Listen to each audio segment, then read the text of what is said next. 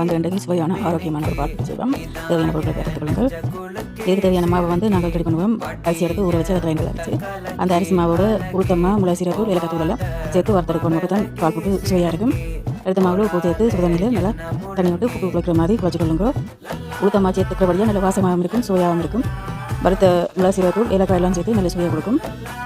மாவை நல்லா ஈரப்பதமாக குழைச்சி போட்டு அதை கொத்தி எடுத்த மாவை கொத்தி அவிச்சா தான் புட்டில் வந்து எல்லா இடமும் பால் சுவாரி இது நல்லா இருக்கும். புட்டை அவிச்சு எடுங்க. புட்டை அவிச்ச விட்டுட்டு அங்கே அடுப்பில் சட்டியை வச்சு தேங்காய் பால் ஊற்றி தேங்காய் பாலை கொதிக்க வைப்போம். தேங்காய் பாலுக்கு சீனியும் சேர்ப்போம்.